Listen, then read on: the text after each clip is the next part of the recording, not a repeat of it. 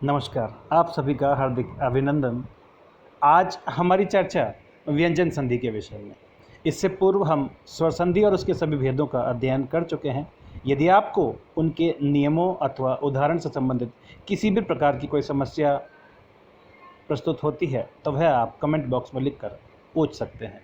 तो आइए प्रारंभ करते हैं व्यंजन संधि। इसके अंतर्गत जब एक व्यंजन दूसरे व्यंजन से मिलता है तब जो परिवर्तन उत्पन्न होता है वह प्रक्रिया व्यंजन संधि कहलाती है, अथवा जब व्यंजन स्वर से मिलता है तब वह प्रक्रिया भी व्यंजन संधि कहलाती है। उदाहरण के तौर पर देखिए, त व्यंजन का ल व्यंजन से मेल होने पर त परिवर्तित हुआ ल में। इसी प्रकार त व्यंजन का ई स्वर से मेल होने पर त परिवर्तित हुआ द में और बना दी। ये दोनों ही व्यंजन संधि के प्रकार हैं, क्योंकि प्रथम में व्यंजन का व्यंजन से मेल हुआ तथा दूसरे में व्यंजन का स्वर से। अतः जब व्यंजन का व्यंजन से मेल होता है अथवा व्यंजन का स्वर से मेल होता है तब व्यंजन संधि होती है। तो आइए इसके भेदों के विषय में चर्चा करते हैं। सर्वप्रथम स और तवर्ग का श और चवर्ग में परिवर्तित होना। इस नियम के अंतर्गत प्लस से पूर्व स अथवा त वर्ग त थ द ध न कोई भी एक व्यंजन उपस्थित होने पर तथा प्लस के पश्चात श और च वर्ग अर्थात च छ ज झ य कोई भी एक व्यंजन उपस्थित होने पर अर्थात प्लस से पूर्व किसी भी प्रकार का कोई भी व्यंजन उपस्थित हो सकता है तथा इसी प्रकार प्लस के पश्चात श और च वर्ग में से कोई भी एक व्यंजन, अर्थात यह बाध्यता नहीं है कि त के बाद च होना चाहिए अथवा स के बाद श। किसी भी स और त वर्ग के व्यंजन के पूर्व होने पर तथा श और च वर्ग के व्यंजन के बाद में होने पर यह संधि बनती है। इसमें परिवर्तन स का श में, त च में परिवर्तित होता है, थ छ में, द ज में, ध झ और न य में परिवर्तित होता है। अर्थात स परिवर्तित होता है श और तवर्ग का प्रत्येक वर्ण चवर्ग के प्रत्येक वर्ण में क्रमशः परिवर्तित हो जाता है। इसके उदाहरण देखते हैं।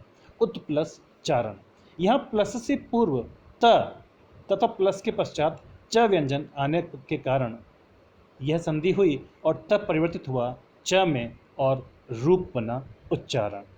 इसी प्रकार उद प्लस ज्वल, यहाँ प्लस से पूर्व द तथा प्लस के पश्चात ज, द परिवर्तित हुआ ज में और उज्ज्वल रूप बना। यहाँ ध्यान देने योग्य बात यह है कि अक्सर हम उज्ज्वल शब्द लिखने में गलतियाँ करते हैं। उज्ज्वल में दोनों ज आधे ही आते हैं। सत प्लस चित्त, यहाँ प्लस से पूर्व त तथा प्लस के पश्चात चित्त च होने के कारण तब परिवर्तित हुआ च में और रूप बना सच्चित। इसी प्रकार आप अन्य भी उदाहरण इस नियम के अनुसार बना सकते हैं। अब हम त संबंधी कुछ नियमों का अध्ययन करते हैं। सर्वप्रथम त के नियम के अंतर्गत यदि प्लस से पूर्व त हो तथा प्लस के पश्चात ह तो त परिवर्तित होता है द में तथा ह परिवर्तित होता है ध। उदाहरण देखिए, उत प्लस हार, यहाँ त से पश्चात ह व्यंजन है अतः त परिवर्तित हुआ द में और ह परिवर्तित हुआ ध में। यहाँ ध्यान देने योग्य बात यह है कि प्लस के पूर्व जो त विद्यमान है उसमें किसी प्रकार का कोई स्वर नहीं होना चाहिए, अर्थात त के बाद स्वर के व्यवधान से रहित ह विद्यमान हो तभी यह संधि होती है। यहाँ प्लस से पूर्व त हलंत अर्थात इसमें स्वर नहीं है तथा प्लस के पश्चात ह विद्यमान है अतः त बना द और है परिवर्तित हुआ ध में रूप बना उद्धार।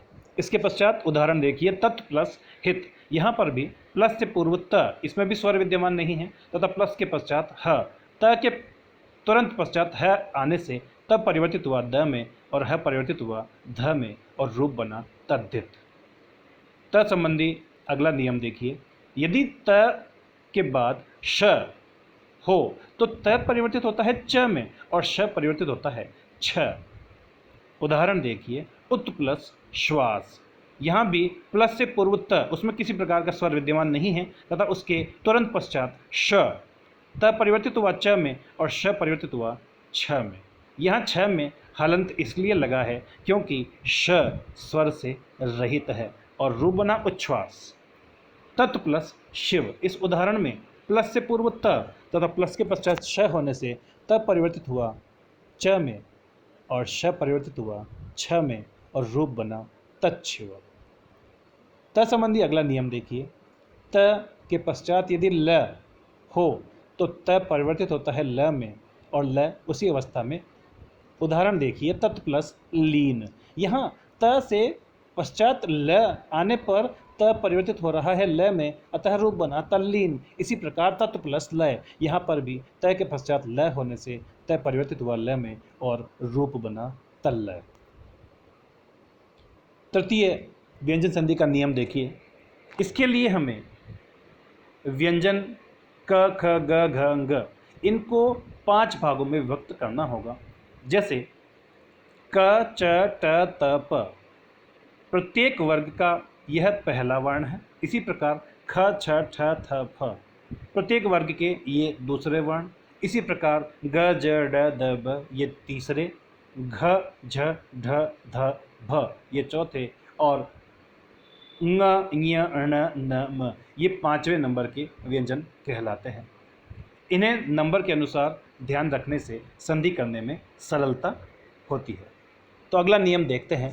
प्रथम व्यंजन का तृतीय में परिवर्तन होना, अर्थात यदि क वर्ग का है तो वह परिवर्तित होगा ग में, च वर्ग का है तो परिवर्तित होगा ज में, ट वर्ग का होने पर ड में, त वर्ग का होने पर द और प वर्ग का होने पर ब में परिवर्तित होगा।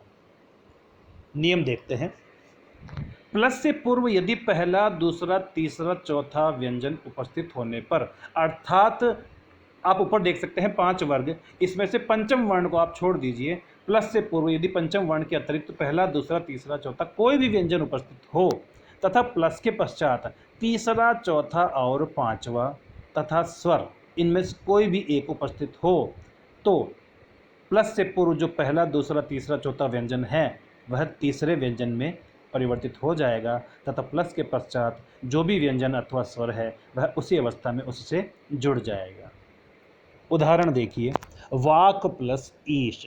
यहाँ प्लस से पूर्व क तथा प्लस के पश्चात ई स्वर है, अतः क परिवर्तित हुआ अपने ही वर्ग के तृतीय व्यंजन में और बना ग और रूप सिद्ध हुआ वागीश।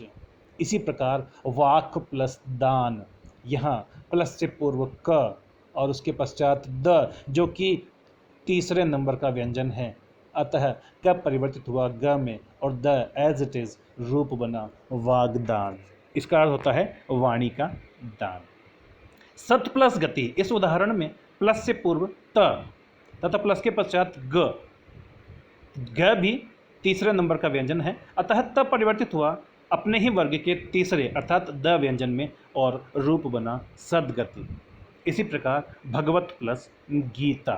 यहाँ प्लस से पूर्व त और प्लस के पश्चात ग तीसरा है तथा त पहले, दूसरे, तीसरे, चौथे में से पहले नंबर का व्यंजन है, अतः त परिवर्तित हुआ द में ग, उसी अवस्था में रूप बना भगवत गीता। इसी प्रकार आप इस नियम को अच्छे से पढ़कर अन्य उदाहरण भी कर सकते हैं। अगला नियम देखिए, प्रथम वर्णन का पंचम वर्ण में परिवर्तन होना, अर्थात क च ट त प का न य न न म में परिवर्तित होना। इसमें यदि प्रथम वर्ण प्लस से पूर्व है तथा उसके पश्चात पंचम वर्ण हो, पंचम वर्ण न य न न म, प्रत्येक वर्ग का जो पंचम वर्ण है वह यदि बाद में हो तो वह पहला वर्ण भी पंचम वर्ण में परिवर्तित हो जाता है। इसके अंतर्गत प्रत्येक प्रथम वर्ण अपने ही वर्ग के पंचम वर्ण में परिवर्तित होगा। जैसे क के अंत में अगर ङ आता है तो क परिवर्तित होगा ङ में। इसी प्रकार च के अंत में आता है य तो च परिवर्तित होगा य। इसी प्रकार ट के अंत में ण आता है, अतः त परिवर्तित होगा ण में, और त के अंत में न आता है तो त परिवर्तित होगा न में, और इसी प्रकार प के अंत में म आता है अतः प परिवर्तित होगा म में। अर्थात प्रथम व्यंजन के बाद पंचम व्यंजन होने पर पहला भी पंचम बदल जाता है। उदाहरण देखिए, जगत प्लस नाथ। यहाँ प्लस से पूर्व प्रथम व्यंजन है त और उसके पश्चात पंचम व्यंजन आया न, तो त भी अपने ही वर्ग का पंचम अर्थात न में परिवर्तित होगा, रूप बना जगन्नाथ। इसी प्रकार उत प्लस नति, यहाँ प्लस से पूर्व त व्यंजन, उसके पश्चात न जो कि पंचम है, अतः प्रथम व्यंजन त अपने ही वर्ग का पंचम बना और रूप बना उन्नति। अगला नियम देखिए, म को अनुस्वार होना। इस नियम के अंतर्गत यदि म के बाद कोई भी व्यंजन उपस्थित हो लेकिन पांचवें व्यंजन को छोड़कर, अर्थात न, य, न, म, ये प्रत्येक वर्ग के जो पांचवें व्यंजन हैं वो म के बाद नहीं हो तथा उसके अतिरिक्त और कोई भी व्यंजन हो तो म अनुस्वार में परिवर्तित हो जाता है। उदाहरण देखिए, सम प्लस तोष। यह सम के बाद तोष, म के बाद त व्यंजन उपस्थित हो रहा है, अतः मैं परिवर्तित हुआ अनुस्वार में और रूप बना संतोष। इसी प्रकार सम प्लस योग, यहाँ म के बाद यह व्यंजन, अतः मैं अनुस्वार में बदला, रूप बना संयोग। इसी प्रकार सम प्लस हार संहार तथा सम प्लस क्षय संचय रूप बना। इसी प्रकार आप अन्य भी उदाहरण बना सकते हैं। इसी के तहत अगला नियम है अनुस्वार को पर सवर्ण होना। ये सभी अनुस्वार पंचम वर्ण की संधियां आपस में जुड़ी हुई हैं, अतः इन संधियों का एक साथ अध्ययन करना आवश्यक है। अतः अनुस्वार को परसवर्ण, परसवर्ण का होता है अर्थ बाद वाले व्यंजन के समान होना। इसके नियम के अनुसार यदि अनुस्वार के पश्चात कोई व्यंजन है, पहला, दूसरा, तीसरा अथवा चौथा, इनमें से कोई भी एक व्यंजन उपस्थित हो तो अनुस्वार बाद वाले व्यंजन का पंचम वर्ण बन जाएगा। ध्यान रखने योग्य बात यह है कि यहाँ पर अनुस्वार बाद वाले व्यंजन के पंचम व्यंजन में परिवर्तित होगा और बाद वाला व्यंजन उसी अवस्था में उससे जुड़ जाएगा। उदाहरण देखते हैं, सम प्लस तोष। यहाँ हमने मैं को अनुस्वार किया था क्योंकि त व्यंजन बाद में उपस्थित था, अतः अनुस्वार के बाद त और त वर्ग का अंतिम व्यंजन होता है न, अतः अनुस्वार यहाँ परिवर्तित हुआ न में और रूप बना संतोष। इसी प्रकार संग प्लस गति, यहाँ म को हमने अनुस्वार में परिवर्तित किया था अनुस्वार संधि के अंतर्गत क्योंकि बाद में ग व्यंजन था। अब यहाँ चूंकि अनुस्वार के बाद ग व्यंजन उपस्थित है जो कि क वर्ग का है, अतः अनुस्वार भी क के पंचम वर्ण में परिवर्तित होगा और रूप बना संगति। विशेष यहाँ ध्यान देने योग्य बात, म के पश्चात र आने पर कोई परिवर्तन नहीं होता है, जैसे सम प्लस राट। यहाँ म के बाद र उपस्थित हुआ किंतु म किसी भी प्रकार से परिवर्तित नहीं हुआ और दोनों आपस में जुड़कर रूप बना सम्राट। इसी प्रकार आप भी इन नियमों के तहत उदाहरण को करने का प्रयास कीजिए। किसी भी प्रकार की समस्या होने पर आप मुझसे कमेंट बॉक्स में लिखकर पूछ सकते हैं। धन्यवाद।